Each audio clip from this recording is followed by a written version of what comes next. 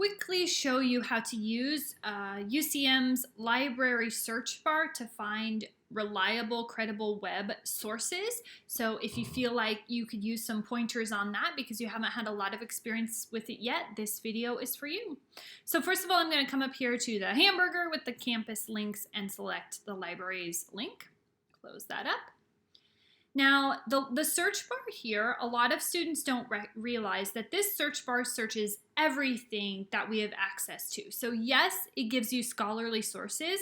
It also searches the web, it searches newspapers, it searches magazines. So for example, Sports Illustrated, Cosmopolitan magazine. So it's not going to all be the type of source that you necessarily want. So it's really important to know how to use the limiters once you search here.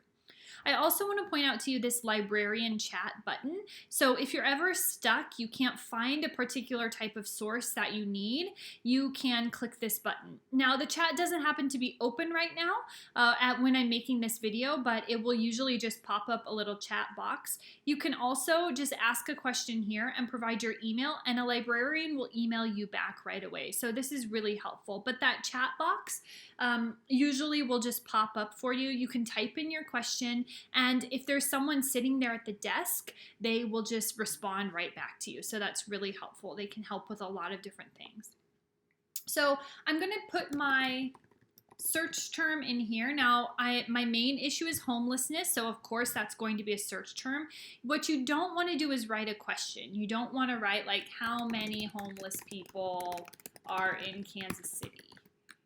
With a question mark, right? When you're searching on this search bar and in Google, you just want to use key terms. So homeless population, and then remember to be specific. So Kansas City or your professional community, right? Like put some community key terms in there as well. When you hit search, it's going to search JCKL collections, but you can note you could search other libraries, you could search online resources. We're going to stick to JCKL. So you'll notice here the first thing, when you pull this up, the type of source is here. So these are articles, and note it says peer review. So this is going to be a scholarly article, in other words, right? You can see there's a journal title here. You can see the date of publication.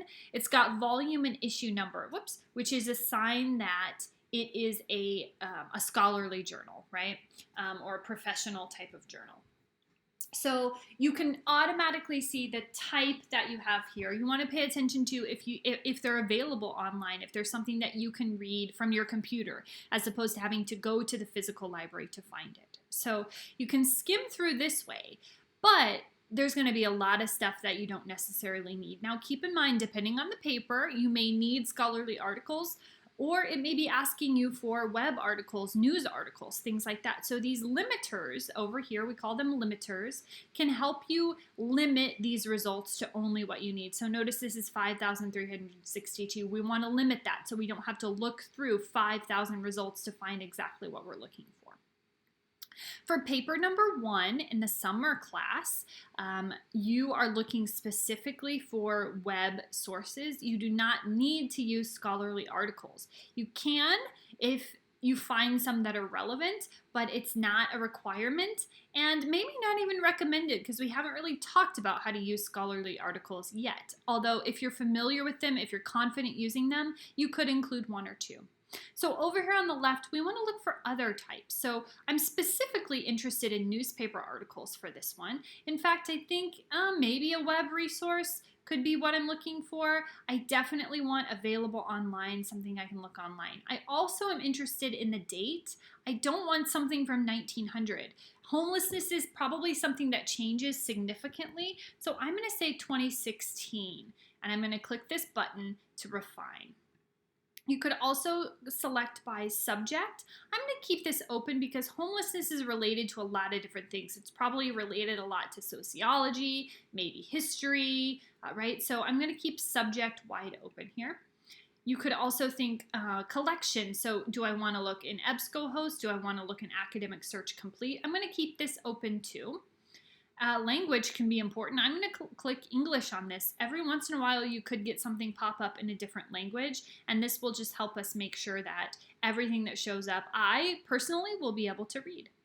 So I'm going to click Apply Filters. and then we'll see how limited we are. So we've taken out scholarly articles because I'm specifically looking for a newspaper article here. I've got 193 results, which is much more manageable, right? You can see here, this is where it was published, so you might want to look specifically to make sure it's something that's going to be reliable. So the Wall Street Journal is probably going to be a good one. Washington Post, depending on the article, could be reliable as well. And so I could start to click around here. When I click on it, there's different ways to open it. So usually the first one works. You can click here or you can click the title.